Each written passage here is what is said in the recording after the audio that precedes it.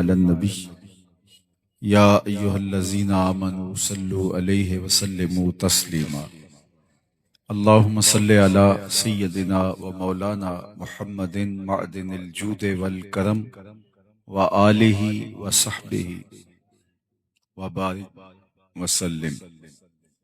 حمد و صلات کے بعد معزز محتشم مکرم ذی وقار علماء کرام حضرات سامعین، میں اور آپ آج اپنے آقا و مولا حضور ختمی المرتبت صلی اللہ علیہ وآلہ وسلم کے حضور اپنی عقیدتوں، محبتوں اور نیازمندیوں کا خراج پیش کرنے کے لیے المصطفیٰ اسلامک سینٹر علی والا کے زیر اہتمام منعقدہ اس اجتماع میں حاضر ہونے کا شرف پا رہے ہیں۔ بارگاہ عزتی میں دعا ہے کہ ہماری حاضری کا ایک ایک لمحہ قبول اور مستجاب فرمائے۔ بارگاہ ناز میں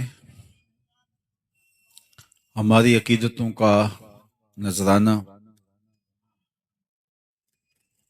یہ میری اور آپ کی سعادت مندی ہے اور خوش بختی بھی، اس لیے کہ آپ کا میلاد، آپ کا ذکر نور، آپ کا تذکرہ رحمت ہمارے اوپر اس لیے بھی ضروری ہے کہ ہم بغیر کسی محنت کے، بغیر کسی مشقت کے دین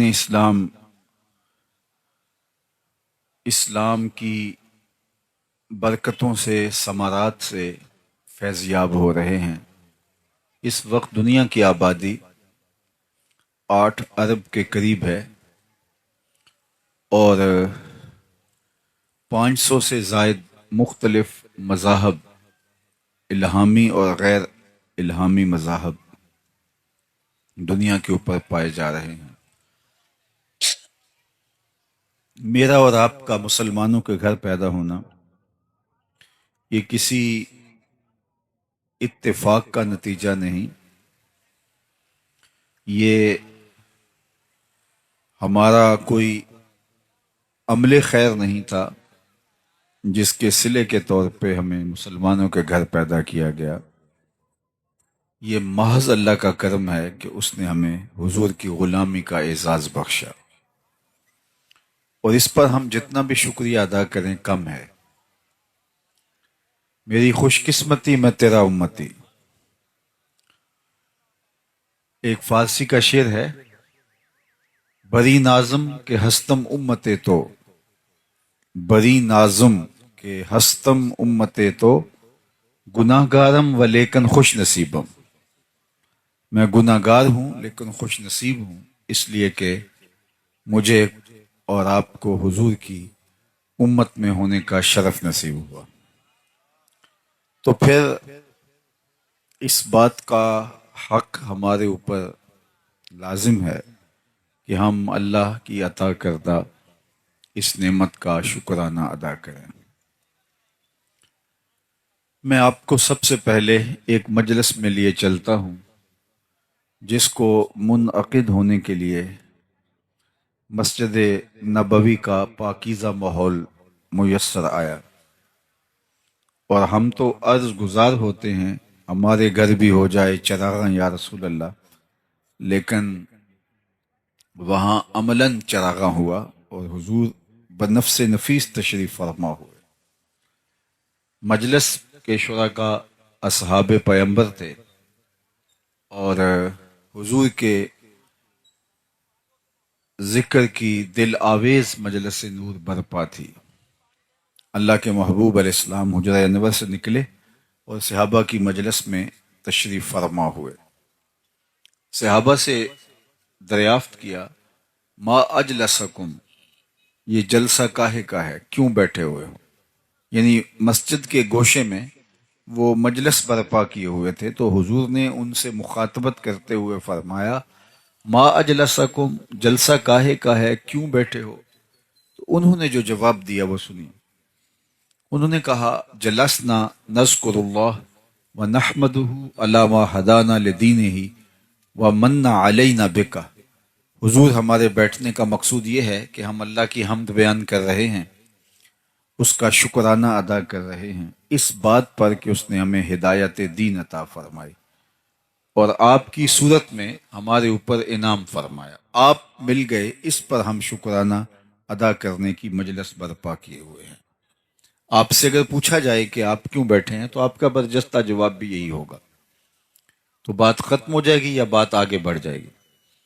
لیکن حضور نے ارشاد فرمایا کہ کیا تم اس بات پہ قسم دے سکتے ہو کہ اسی کام کے لیے بیٹھے ہو، تمہارے بیٹھنے کا کوئی اور مقصود نہیں ہے؟ تو انہیں کہا جی حضور، ہم اسی لیے بیٹھے، ہم قسم دیتے ہیں۔ باقاعدہ حضور نے ان سے حلف لیا اور انہوں نے باقاعدہ حلف دیا۔ جب وہ حلف دے چکے تو ان کے چہروں کے اوپر حیرت کا عالم تھا، استعجاب کی کیفیت تھی کہ پوچھا کیوں بیٹھے ہو؟ تو ہم نے کہا کہ اللہ کا شکرانہ ادا کرنے بیٹھے ہیں، اس بات پر کہ ہدایت دین ملی اور آپ ملے۔ تو اس پر حضور نے ہم سے قسم لی ہے، حلف لیا ہے کہ واقعی اسی لیے بیٹھے ہو۔ تو یہ بظاہر عمومی طور پہ ایسے معاملات میں حلف لیا نہیں جاتا، تو حضور نے ہم سے حلف لیا ہے، بطیب خاطر خوشی خوشی انہوں نے حلف پیش بھی کیا، لیکن ان کو حیرت ضرور ہوئی کہ یہ حلف حضور سے ہم نے لیا تو کیوں لیا؟ تو آقا کریم نے ان کے چہروں پہ پھیلی ہوئی حیرت کی کیفیت کو دیکھا، فرمایا میں تم سے ابھی ابھی جو حلف لیا ہے یہ کسی تہمت کی بنیاد پر نہیں تھا، تمہارے قول پر مجھے کوئی شک نہیں گزرا تھا کہ میں نے حلف سے تصدیق کی ہو، یا کوئی اور ماجرا نہیں تھا، بلکہ ماجرا یہ تھا کہ تم یہاں بیٹھے مجلس برپا کیے ہوئے تھے اور میں حجرے میں بیٹھا تھا۔ اتانی جبریل علیہ السلام، میرے پاس جبریل امین حاضر خدمت ہوئے، فاخبرنی ان اللہ یباہی بکم الملائکہ، تو انہوں نے مجھے کہا محبوب ذرا باہر تو نکل کے دیکھو، آپ کے صحابہ کے اس عمل پر اللہ فرشتوں میں ناز کر رہا ہے، ملائے اعلیٰ میں فخر ہو رہا ہے کہ دیکھو میں نے نعمت دی، کیسے قدردان نکلے۔ اللہ کی رحمتوں سے بعید نہیں کہ آج کی مجلس بھی قبول فرما لی جائے اور اللہ فرشتوں سے کہے کہ دیکھو صدیاں بیت گئیں، 1500 برس بیت گئے، لیکن یہ آج بھی بیٹھ کے اس نعمت کا شکرانہ ادا کر رہے ہیں۔ باقی جہاں تک حضور علیہ السلام کی صورت میں اللہ کے انعام کا شکرانہ ادا کرنے کا حق ہے، تو ہمیں اور بھی اتنی زندگیاں مل جائیں تو ہم حق کے شکر ادا نہیں کر سکتے۔ ہمارے بدن پہ اتنے بال نہیں ہیں جتنے رسول اللہ کے احسانات ہیں، بال بال ہمارا قرض رسالت میں جکڑا ہوا ہے۔ تو یہ ایک شام کا، ایک شب کا، میلاد کا اجتماع کیا، ساری زندگی بھی ان کے نام لگا دیں، حق کے شکر پھر بھی ادا نہ ہو۔ آقا کریم علیہ الصلوۃ والسلام کی صورت میں اللہ کی عطا کردہ اس نعمت کے شکرانے کی بہترین صورت یہ ہے کہ حضور علیہ السلام کے لائے ہوئے دین کو، نظام شریعت کو ہم عملی طور پہ اپنے اوپر نافذ کر لیں، اس سے اللہ اور اس کے رسول کی محبت ہمیں حاصل ہو پائے گی۔ ایک دن حضور وضو فرما رہے تھے اور وضو کا پانی صحابہ زمین پہ نہیں گرنے دے رہے، وہ کسی کے ہاتھوں پہ ہوتا اور پھر وہ اس پانی کو اپنے چہرے پہ مل لیتے، اور جسے یہ پانی میسر نہ آتا وہ کسی دوسرے صحابی کے گیلے ہاتھوں سے ہاتھ رگڑ کے اپنے چہرے پہ مل لیتے تاکہ اس کی تری سے، طراوت سے اپنے لیے سامان راحت کیا جائے۔ تو آقا کریم نے صحابہ کی اس محبت کو دیکھا تو ارشاد کیا کہ ما یحملکم علی ھذا، اے صحابہ تمہیں اس بات پر کس نے ابھارا ہے کہ تم میرے وضو کے پانی کو بھی زمین پہ نہیں گرنے دیتے؟ چونکہ اس کا حکم حضور نے نہیں دیا تھا، ارشاد نہیں کیا تھا کہ میرے وضو کے پانی کو زمین پر نہ گرنے دینا، یہ صحابہ کا اپنا جذبہ محبت تھا۔ تمام چیزوں کے لیے حکم کی ضرورت نہیں ہوتی، محبت محبوب کو راضی کرنے کے ڈھب خود بھی سیکھتی ہے۔ محبت خود محبوب کی منشا، محبوب کی رضا، محبوب کی خوشنودی اور ادب کی رعایت بجا لانے کے طریق خود دریافت کرتی ہے۔ اور صحابہ کی زندگی میں یہ ایک بار نہیں ہوا، کئی بار ہوا۔ صلح حدیبیہ کے موقع پر بھی یہ منظر دیکھنے کو ملا، جس پر عروہ بن مسعود الثقفی نے اعتراض کیا تھا، کتب حدیث میں موجود ہے۔ حضور لعاب پھینکتے ہیں، صحابہ حضور کے لعاب کو اپنے ہاتھوں پہ لیتے ہیں اور اپنے چہروں پہ مل لیتے ہیں۔ بلکہ ایک دن حضور نے پچھنے لگوائے تو ایک لگن میں پانی، حضور کا بہا ہوا خون جو ہے وہ جمع کر لیا گیا۔ ایک صحابی کے ہاتھ میں وہ پیالہ دیا اور فرمایا اس کو جاؤ ایسی جگہ بہاؤ جہاں کسی کے قدم نہ پہنچیں۔ تو وہ گیا اور ایک پتھر کی اوٹ میں بیٹھ کے خود نوش جان کر لیا۔ واپس پلٹا تو حضور نے فرمایا، ٹھکانے لگا، جی حضور ایسی جگہ پہ جہاں کسی کے قدم نہیں پڑ سکتے۔ تو حضور مسکرائے اور فرمایا، لعلک شربتا، شاید تم نے پی لیا ہے۔ قال نعم، جی حضور، میں نے سمجھا ایسا مشروب کہاں ملے گا، میرے خون میں حضور کا خون شامل ہو جائے تو اور کیا چاہیے۔ آقا ناراض نہیں ہوئے کہ تو نے خون کیوں پیا، بلکہ حضور نے جو تاریخی جملہ ارشاد فرمایا وہ یہ تھا، یا غلام قد حررتا نفسک، قد حررتا نفسک من النار، اے بیٹے تو نے اپنے آپ کو آتش دوزخ سے بچا لیا ہے۔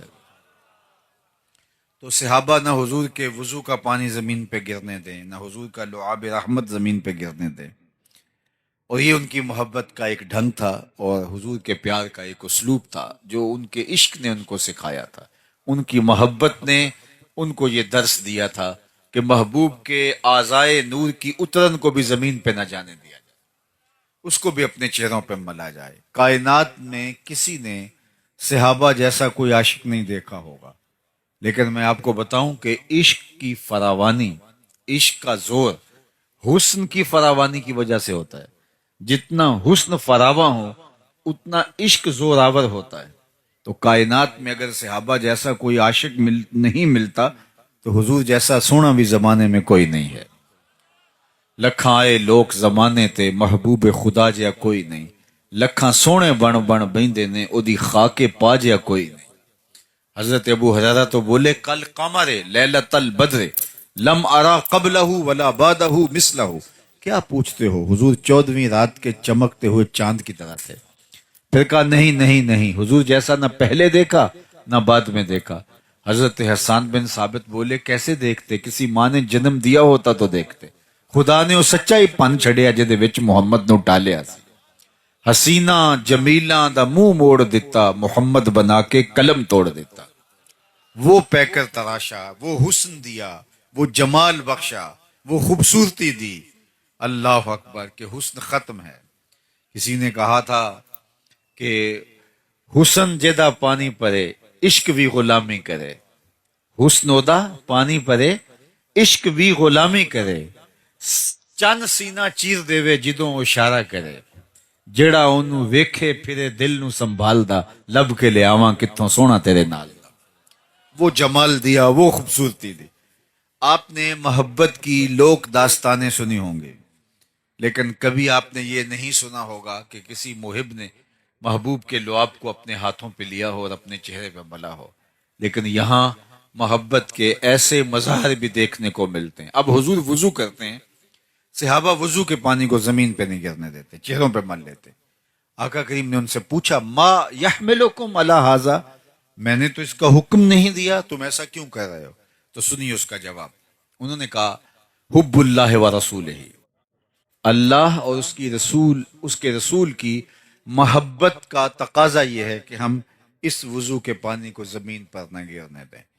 تو اللہ کے محبوب نے ان کی تردید نہیں کی، ان کو اس کام سے روکا نہیں، ان کو اس کام سے منع نہیں کیا، بلکہ اللہ کے محبوب کی دور اندیش نگاہ آنے والے حالات کا ملاحظہ فرما رہی تھی کہ آنے والے لوگ کہیں محبت کے ان مظاہر پر ہی موقوف نہ رہیں اور باقی دین ان کی نظروں سے اوجل نہ ہو جائے اور ترک نہ کر بیٹھیں۔ تو آقا کریم نے صحابہ سے مخاطبت کرتے ہوئے فرمایا صحابہ تمہارا یہ عمل اس لیے ہے کہ اللہ اور اس کے رسول کی محبت، تو سنو جو اللہ اور اس کے رسول کی محبت چاہتا ہے اور یہ چاہتا ہے کہ اللہ اور اس کا رسول اس سے محبت کرے اور وہ اللہ اور اس کے رسول سے محبت کرے، تو اس کا یہ کام اپنی جگہ پہ اس کو 3 کام کرنے چاہیے۔ سب سے پہلی بات، جب بولے سچ بولے، اس کے زندگی میں کبھی جھوٹ نہیں بولنا چاہیے۔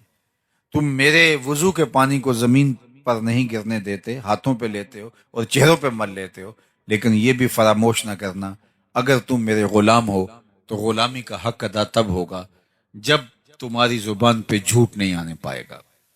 دوسری بات ارشاد فرمائی کہ جب تمہارے پاس امانت رکھی جائے تم اس میں کبھی خیانت نہیں کرو گے۔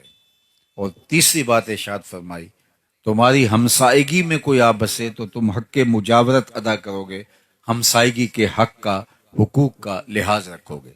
یعنی تمہارا یہ عمل، سبحان اللہ، لیکن یہ 3 چیزیں تم سے فراموش نہیں ہونی چاہیے۔ سب سے پہلی، جب بھی بولو سچ بولو۔ میں اور آپ کیسے جھوٹ بول سکتے ہیں جبکہ ہمارے آقا و مولا کو کافر بھی صادق و امین کہتے تھے؟ اگر ہم جھوٹ اس کے باوجود بھی بولتے ہیں تو پھر سمجھیے ہمیں دین کی سمجھ اور دین کا فہم ہی نہیں آیا۔ ہم اپنے نبی سے جو پیار کا ربط رشتہ رکھتے ہیں وہ ہمارا ادھورا ہے، پورا نہیں ہے۔ حضور سے پوچھا گیا مومن بزدل ہو سکتا ہے؟ فرمایا نہیں، مومن بہادر ہوتا ہے۔ لیکن فرمایا ہو سکتا ہے کبھی بزدلی بھی کر جائے، آخر بشری تو ہے۔ پھر پوچھا گیا مومن بخیل ہو سکتا ہے؟ کہا نہیں، مومن سخی ہوتا ہے، لیکن ہو سکتا ہے کبھی وہ بخل بھی کر جائے، بشر ہی تو ہے۔ تیسرا سوال حضور سے پوچھا گیا مومن جھوٹ بول سکتا ہے؟ فرمایا جھوٹا نہیں ہو سکتا، یہ طے ہے کہ مومن ہو اور جھوٹا ہو یہ نہیں ہو سکتا۔ تو سچ بول کے آپ تکلیف بھی اٹھا لیں، سچ بول کے اس کی کوئی آپ کو قیمت بھی دینی پڑے، سچ بول کے آپ نقصان بھی اٹھا لیں، لیکن آپ کے دل کو قرار نصیب ہوگا۔ جھوٹ بول کے کوئی فائدہ لے لیں، جھوٹ بول کے کسی کو دھوکہ دے دیں، جھوٹ بول کے پیسہ کما لیں، لیکن آپ کے دل کی بے قراری ختم نہیں ہوگی۔ الصدق طمانینہ والکذب ریبہ، فرمایا صدق طمانیت قلب کا سبب ہے اور جھوٹ جو ہے وہ آپ کو بے چین رکھے گا۔ اس لیے میری اور آپ کی زندگی میں اگر سچ اتر آتا ہے تو مطمئن زندگی ہمیں نصیب ہو جاتی ہے، اور سچ سے باقی راستے کھلتے ہیں۔ انسان جب سچ بولنا شروع ہو جاتا ہے تو روحانیت کی دیگر راہیں کھلتی ہیں، خیر کی توفیقات ملتی ہیں، اچھائی کے راستے کشادہ ہوتے ہیں، نیکی کی توفیقات ملتی ہیں، انسان اعمال صالحہ کا نور پاتا ہے۔ لیکن اگر وہ جھوٹ بولنا شروع کر دیتا ہے تو اس کی ساری محنتیں ضیاع اور نقصان کا سبب اور ذریعہ بن جاتے ہیں۔ اس لیے ہمیں اپنی زندگی میں کبھی بھی جھوٹ کو داخل نہیں ہونے دینا چاہیے، چاہے سچ بول کر ہمیں کتنا ہی نقصان کیوں نہ اٹھانا پڑے اور جھوٹ کا کتنا ہی فائدہ کیوں نہ ہو، ہمیں اس فائدے پر نظر نہیں رکھنی چاہیے، ہمیں ہمیشہ سچ کو شعار بنانا چاہیے۔ ایک حدیث پاک میں آتا ہے کہ جب کوئی شخص جھوٹ بولتا ہے تو اس کے منہ سے بدبو نکلتی ہے۔ عام لوگ تو اس کو محسوس نہیں کر پاتے، لیکن اللہ کے نورانی حساس رحمت والے فرشتے اس منہ سے نکلنے والی سمیل کو محسوس کرتے ہیں اور 1 میل پیچھے ہٹ جاتے ہیں۔ جو فرشتے ہمارے گھروں میں ہمارے حصے کی رحمتیں دینے کے لیے آ رہے ہوتے ہیں، رحمت کی ڈلیوری ہمیں دینے آ رہے ہوتے ہیں، تو وہ جھوٹ کی وجہ سے 1 میل پیچھے ہٹ جاتے ہیں۔ اور مجھے بتاؤ، جس گھر میں باپ بھی جھوٹ بولے، ماں بھی جھوٹ بولے، بہنیں بھی جھوٹ بولیں، بچے بھی جھوٹ بولیں، بہویں بھی جھوٹ بولیں، صبح دوپہر شام جھوٹ ہی جھوٹ ہو، تو اس گھر سے تو بدبو کے ببوکے اٹھ رہے ہوں گے۔ فرشتے کئی میل باہر وہ خیر کے برکت کے پارسل لیے ہمارے حصے کے شہر سے باہر کھڑے ہوں گے کہ آگے جا کیسے پائیں، آگے تو عفونت پھیلی ہوئی ہے بدبو کی وجہ سے۔ اب ہوا کیا کہ ہمارے حصے کی جو رحمت فرشتوں نے لے کے آنی تھی وہ بدبو کی وجہ سے فرشتے آگے آ نہیں پا رہے، اور ہم کو اتنا موقع ان کو نہیں دے رہے کہ ماحول میں پاکیزگی آ جائے اور وہ اندر آ جائیں۔ ہم ابھی پہلی بدبو ختم نہیں ہونے پاتی کہ پھر جھوٹ بول کے نیا تعفن پھیلا دیتے ہیں، اور اب گھر کے اندر بے برکتی، نحوست. اب ہم بھاگے عاملوں کے پاس. تو عامل تو بیٹھا ہی ٹھیا لگا کہ اسی کام کے لیے. وہ اگر کہے گا میاں تمہارے گھر میں جھوٹ ہے، اس وجہ سے بے برکتی ہے. تمہارے گھر میں مصلی نہیں بچتا، اس کی وجہ سے بے برکتی ہے. تمہارے گھر میں قرآن نہیں کھلتا، اس کی وجہ سے بے برکتی ہے. وہ کیوں بتائے گا؟ وہ تو کہے گا تم وقت پہ آگے ہو، اگر تم 2 گھنٹے بھی لیٹ ہو جاتے تو یہ تعویذ چل جانے تھے. اب اتنے منگل، اتنے اتوار، اتنے بدھ، اتنے اتنی جمعرات آپ کو میرے پاس آنا پڑے گا. اور میں نے دیکھا کیا شریف شریف لوگ اور انتہائی اچھے خاندانوں کی خواتین بھی جا کے ایسے مکرو لوگوں کے پاس کھڑے ہوتے ہیں، بیٹھے ہوتے ہیں، جنہیں بیچاروں کو وضو کا طریقہ بھی نہیں آتا، اور یہ اپنے درد کا مداوع اس سے ڈھونڈ رہے ہوتے ہیں جو خود مریض ہے، جو خود جھوٹ کے اوپر جس کے کاروبار کی بنیاد ہے. تو ہم کبھی بھی سکون نہیں پا سکتے اگر ہماری زندگیوں کے اندر سچائی داخل نہیں ہوتی. میلاد النبی صلی اللہ علیہ وآلہ وسلم کی اس عالی شان مجلس رحمت میں آنے والوں، عزم کر کے جاؤ کہ زندگی جھوٹ سے نہیں سچ سے عبارت ہوگی. دیکھنا آپ کے دل کو اس کی تسکین کتنی نصیب ہوتی ہے، اس کا قرار جو باطن کو نصیب ہوتا ہے، وہ کیا آپ کے لیے راحت جاں کا سبب و ذریعہ ہوتا ہے. تو سچائی کے ساتھ جڑنا سب سے پہلی بات اللہ کے محبوب نے ارشاد فرمائی. پھر دوسری بات ارشاد فرمائی کہ امانت میں خیانت نہیں کرو گے. اگر تم یہ چاہتے ہو کہ اللہ اور اس کے رسول سے محبت کرو اور اللہ اور اس کا رسول تم سے محبت کرے تو کبھی خیانت نہیں کرو گے امانت کے اندر جو تمہارے پاس رکھی گئی. اور ہم تو قرض لے لیں تو دعا مانگ رہے ہوتے ہیں کہ جس سے قرضہ لیا وہ فوت ہی ہو جائے، اور قرضہ واپس لینے کے لیے اس کو دلیلیں دینی پڑتی ہیں کہ میاں مجھے ضرورت پڑ گئی ہے، اس لیے تجھ سے مانگ رہا ہوں. اور وہ پھر فون بھی نہیں اٹھا رہا ہوتا، حالانکہ اس نے قرض لیا ہوتا ہے، اس کے اوپر لازم ہے اس کو لٹائے. لیکن ہم لوگوں سے لیا ہوا قرضہ ہڑپ کر جاتے ہیں، لوگوں کی جائیدادوں پہ قبضہ کر جاتے ہیں، لوگوں کی زمینوں پہ قبضہ کر جاتے ہیں، دیوار رکھتے ہوئے ہمسائے کا کہ 2 انچ دبا لینا فن سمجھتے ہیں، جبکہ کسی نے ایک بالشت برابر کسی کی زمین ہتھیائی. یعنی ایک بالشت کے برابر یہ کتنی ہوتی ہے؟ اتنی کسی کی زمین ہتھیا لی، کل قیامت کے دن 7 زمینوں کا توق بنا کے اس کے گلے میں ڈال دیا جائے گا. آج ہم اگر کسی سے خیانت کرتے ہیں، کسی کا مال دبا لیتے ہیں، کسی کی امانت ہڑپ کر جاتے ہیں، تو آج وہ سول کورٹ میں چلا جاتا ہے، سیشن کورٹ میں چلا جاتا ہے، ہائی کورٹ میں چلا جاتا ہے، سپریم کورٹ میں چلا جاتا ہے. سنوائی نہیں ہوتی مظلوم کی، اور وہ طاقتور ہے، پیسے دے کے، مال دے کے، وہ رشوت دے کے، اثر و سلوک کے ذریعے سے، سفارش کے ذریعے سے جیت جاتا ہے. تو کیا کام ختم ہو جائے گا؟ نہیں. اللہ نے ایک عدالت رکھی ہوئی ہے جو سب سے آخر میں لگے گی. وہاں ایک ایک چیز کا فیصلہ ہونا ہے. وہاں ترازو کے دونوں پلڑے صحیح صحیح تولتے ہیں. وہاں کسی کی سفارش نہیں چلتی، اور نہ ہی کوئی مکر و فریب سے، دجل و تلبیس سے تگڑا وکیل کر کے اس کے ذریعے سے جو ہے وہ دھوکہ کر سکتا ہے. وہ دن آنے والا ہے. اور اس وقت سکہ رائج الوقت کیا ہوگا؟ آج تو کسی کا کوئی ہم حق مار لیں تو پیسے دے کے جان چھڑا لیتے ہیں. قیامت کے دن تو پیسہ کسی کے پاس نہیں ہوگا، سارے پیسے یہاں چھوڑ جائیں گے. قیامت کے دن ساری زمینیں دولتیں یہاں چھوڑ جائیں گے، خزانے، مال، مویشی سب یہاں چھوڑ جائیں گے. وہاں تو کچھ بھی نہیں ہوگا ہمارے ہاتھ میں. کیا ہوگا؟ وہاں سکہ رائج الوقت اعمال ہوں گے.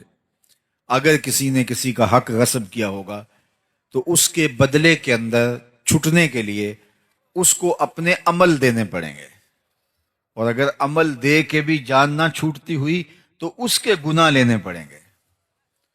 اور اگر کسی نے کسی کے 3 پیسے دبائے، 3 روپے نہیں، 3 پیسے دبائے، اس کے عوض میں اس کو 700 نمازیں جو جماعت کے ساتھ پڑھی ہیں وہ دینی پڑیں گے. صرف 3 پیسوں کے عوض 700 نمازیں عمل کی اس کے بدلے میں دینی پڑیں گی، تب وہ 3 پیسوں کا حساب برابر ہوگا. اور جو لاکھوں دبا چکا ہے، میں تو حساب کر رہا تھا ایک دن کہ اگر 2-3 ہزار روپے بھی اگر کسی نے دبا لیے تو ساری زندگی کے عمل، نمازیں، حج، عمرے سب کچھ چلا جائے گا. تو سب سے پہلے ہمیں اپنی آخرت کو صاف کرنا ہوگا اور اپنے انجام اور معال کار کی بہتری کے لیے کوشش اور محنت کرنی ہوگی۔ یہ زندگی بڑی تیزی کے ساتھ گزر رہی ہے اور میں اور آپ لمحہ لمحہ موت کے قریب ہو رہے ہیں، تو کہیں مغالطے میں نہ رہیے گا۔ آج ایک بندہ ساری زندگی رشوت لیتا ہے، مال لوٹتا ہے اور لوگوں کی جیبوں پہ نظر رکھ کے لوگوں کو بلیک میل کرتا ہے، اور ریٹائرمنٹ کے بعد وہ ٹوپی پہن کے پہلی صف میں آ کے بیٹھ جاتا ہے۔ اللہ اس کے سجدے قبول کر لے، مجھے کیا اعتراض ہے؟ لیکن جو لوگوں کو دیے گئے چکر ہیں، لوگوں کا لوٹا ہوا مال ہے، وہ بہر صورت اس کو ادا کرنا پڑے گا۔ یہاں نہیں اگر کرتا تو قیامت کے دن اس کو بہر صورت ادا کرنا پڑے گا۔ وہ دن آنے والا ہے، ثم لتسألن یومئذ عن النعیم۔ اس دن ایک ایک نعمت کے بارے میں پوچھا جائے گا اور ایک ایک چیز کا سوال ہوگا۔ تو قبل اس سے کہ وہ وقت آئے، کوئی حجت باقی نہ رہے، مجھے اور آپ کو اپنے اعمال کی جواب دہی کے لیے تیار ہونا چاہیے۔ دیکھو، امانتوں کو واپس کرنا، اور وہ کوئی ٹھوس چیز ہو، پیسے ہوں، مال ہو، مویشی ہوں، وہ تو بڑی بات ہے۔ ہمارا دین تو اتنا حساس ہے کہ اگر تم سے کوئی بات کر رہا ہو اور بات کرتے کرتے وہ دائیں بائیں دیکھے، تو فرمایا گیا کہ یہ بات تمہارے اوپر لازم ہے کہ امانت ہے، اس کو تم کسی کے آگے بیان نہیں کرو گے، اس لیے کہ بات کرتے ہوئے اس نے دائیں بائیں دیکھا تھا، اس لیے وہ چاہ رہا تھا کہ میری بات کسی تک نہ پہنچے۔ اب تمہارے سینے میں امانت بن کے ساری زندگی رہنی چاہیے۔ تو جو دین اتنا حساس ہے کہ باتوں کی امانتوں کے اندر بھی خیانت نہ ہو، تو کوئی کسی کا مال ہتھیا لے اور خیانت کرے تو ہمارا دین کیسے اس کو گوارا کر سکتا ہے؟ اور آخری بات جو اللہ کے محبوب نے ارشاد فرمائی وہ یہ تھی کہ تمہاری ہمسائیگی میں کوئی آ بسے تو حق مجاورت ادا کرو گے، ہمسایوں کے حق ادا کرو گے۔ ہمسائے کے حقوق کے بارے میں فرمایا کہ مجھے اس قدر تاکید کی گئی، اللہ کے پیارے محبوب صلی اللہ علیہ وآلہ وسلم ارشاد فرماتے ہیں، مجھے ہمسایوں کے حقوق کے حوالے سے اس قدر تاکید کی گئی کہ مجھے لگا کہیں وراثت میں حقدار نہ ٹھہرا دیا جائے، اس قدر تاکیدات فرمائی گئی۔ اللہ اکبر۔ اور قیامت کے دن سب سے پہلے جو شکایت لے کے حاضر ہوگا وہ ہمسایہ ہوگا، اس نے مجھے دکھ دیا تھا، ہمسائیگی کا خیال نہیں رکھا۔ سب سے پہلے جو پیش ہوگا شکایت لے کر وہ ہمسایہ ہوگا۔ تو یہ مجھے اور آپ کو دیکھنا چاہیے، اور یہ بات ذہن میں رکھیے گا، ہمسایہ وہ نہیں ہے جس کا دروازہ آپ کے دروازے کے سامنے ہے، جس کی دیوار آپ کی دیوار کے ساتھ لگتی ہے، صرف وہی ہمسایہ نہیں، 40 گھروں تک ہمسائیگی ہوتی ہے۔ تو آپ کے طرف میں جو 40 گھر ہیں وہ ہمسائے ہوتے ہیں۔ تو اگر اس یونٹ کو ہم سنبھال لیں اور 40 گھر جو ہمسائے بنتے ہیں وہ ایک دوسرے کا خیال رکھنا شروع کر دیں، اور وہ اپنے اوپر لازم قرار دے دیں کہ ہم اپنے ہمسایوں کا خیال کرنا ہے، ان کی بیٹیاں جوان ہیں تو وہ ہماری بیٹیاں ہیں، ان کے ہاتھ ہم نے پیلے کرنے، اگر وہ غریب ہے تو۔ بچے بڑے ہو رہے ہیں اور وہ تعلیم پانے کی اہلیت نہیں رکھتے، مالی اسباب ایسے نہیں ہیں، تو ہمسایوں کی ذمہ داری ہے کہ وہ ان کی تعلیم کا بندوبست کرے۔ اگر اس یونٹ کو ہم سنبھال جائیں تو میں سمجھتا ہوں کہ یہ یونٹ ایسا ہے جو معاشرہ کھڑا کر دے۔ اور 2-3 جو ہمسائیگی کے دائرے ہیں یہ مل کر ایک مسجد کا نظام بنتا ہے، 100-125 لوگوں کے گھروں کے اندر ایک مسجد ہوتی ہے، اور مسجد کی انجمن ساری نظر مولوی صاحب کے اوپر رکھنے کی بجائے محلے کے غریبوں پر، لاچاروں پر، کمزوروں پر، بیوگان پر، اراملہ پر، مساکین پر، یتامہ پر، کمزوروں پر رکھیں، اور وہ مل جل کر کے اس محلے کو ایک دوسرے کے لیے ہمدردی ایثار کے جذبوں سے بھر دیں، تو ایک صالح اور پاکیزہ معاشرہ ترتیب پائے گی۔ لیکن میں اور آپ اپنی زندگیوں میں اگر غور و فکر اور تدبر کریں تو ہم اپنی ذاتی زندگی جی رہے ہوتے ہیں، ہمیں اپنے ہمسایوں سے کوئی غرض نہیں ہوتی، اور جس کا عملی نتیجہ کیا ہے کہ ایک نہ صالح معاشرہ بن سکا اور نہ ہی مطمئن معاشرہ بن سکا، اور جس کا نتیجہ یہ ہے کہ بس ہم ایک خود غرض معاشرے کے ایک فرد ہیں جو ہجوم کے اندر رہ کے بھی تنہائی کا شکار ہیں۔ تو ہمیں دوبارہ اپنے آپ کو دیکھنا ہوگا، دین کو دوبارہ سمجھنے کی کوشش کرنا ہوگی، دوبارہ ریوزٹ کرنا ہوگا دین کو، کیونکہ ہم ممبر و محراب سے عمومی طور پہ فضائل کے باب ہی سنتے سنانے کے عادی ہو گئے ہیں، لیکن ہمیں دوبارہ خود بھی غور کرنا ہوگا کہ ہمارے دین نے ہمیں رشتہ داروں کے حقوق دیے ہیں، ہمسایوں کے حقوق دیے ہیں، ماں باپ کے حقوق دیے ہیں، بلکہ حضور نے فرمایا راستوں میں نہ بیٹھا کرو۔ عرض کی حضور یہ تو ہمارے بیٹھنے کی جگہ ہیں۔ فرمایا پھر اس کا حق ادا کرو۔ عرض کی حضور حق الطریق کیا ہے؟ فرمایا امر بالمعروف نہی عن المنکر، اور راستے میں گری پڑی کوئی چیز اٹھانا تاکہ راستے کی رکاوٹ ختم ہو، اور اگر کوئی بھٹکا ہوا شخص ہو تو اس کو راستہ دکھانا۔ اگر تم یہ حق ادا کرنے کی اہلیت رکھتے ہو پھر تمہیں حق ہے کہ تم راستے میں بیٹھ سکو، ورنہ تم راستے کے اندر جو ہے وہ نہیں بیٹھ سکتے۔ تو آج میں اور آپ اپنی زندگی پہ ضرور غور کریں۔ یہ میلاد النبی صلی اللہ علیہ وآلہ وسلم ہمیں نئے سرے سے ایک جذبہ، ایک نئی زندگی، نیا بانک پن، دین کے ساتھ تعلق، حضور کے ساتھ محبت کے رشتے کے استحکام کا ذریعہ بن کے دوبارہ طلوع ہوتی ہے۔ تو آئیے میں اور آپ آج کے اس اجتماع کے اندر یہ عزم کر کے اٹھیں کہ آج کے بعد زندگی میں جھوٹ نہیں بولیں گے، اور یہ کوئی مشکل نہیں ہے۔ اگر انسان عزم کر لیتا ہے اللہ مدد فرماتا ہے۔ مجھے نہیں پتا اس آپ کے علاقے کی آبادی کتنی ہے، 1,00,000 نفوس ہیں، 2,00,000 نفوس ہیں، یا کم ہیں یا زیادہ ہیں، اور اس میں سے یہ چند ہزار لوگ ہیں۔ لیکن اگر یہ چند ہزار لوگ بھی عزم کر لیں کہ ہم جھوٹ نہیں بولیں گے، کل سے ہی آپ کا علاقہ بدلا بدلا دکھائی دے گا۔ ہمیں عزم کرنا ہوگا۔ لیکن اگر ہمارا کام صرف سننا ہے اور چلے جانا ہے تو یہ تو ہم مدتوں سے سنتے آئے ہیں، بڑے بڑے جلسے ہوتے ہیں، سنتے ہیں، نعرے لگاتے ہیں، واپس آ جاتے ہیں۔ تو اس سے ہم نے لیا کیا، اخذ کیا کیا، حاصل کیا کیا؟ مجھے بتائیے، آپ کسی دعوت میں جائیں اور کھانے دیکھ کے آ جائیں تو اس سے آپ کی پیاس مٹ جائے گی، بھوک مٹ جائے گی۔ آپ جب کسی کھانے کی مجلس میں جاتے ہیں تو اپنی ضرورت کے مطابق آپ حلق سے نیچے اتارتے ہیں۔ تو آپ جب اس مجلس کے اندر آئے ہیں تو پھر عمل کا حصہ لینا چاہیے۔ صحابہ حضور سے 10 آیات سیکھتے تھے، اگلی 10 پر تب عمل کرتے تھے، 10 تب سنتے تھے جب پہلی 10 پہ عمل ہو جایا کرتا تھا۔ تو مجھے بھی اور آپ کو بھی عمل کی طرف بڑھنا ہوگا، چونکہ نماز عشاء کا وقت ہوا چاہ رہا ہے اور میں اپنی گفتگو کو طوالت نہیں دینا چاہتا۔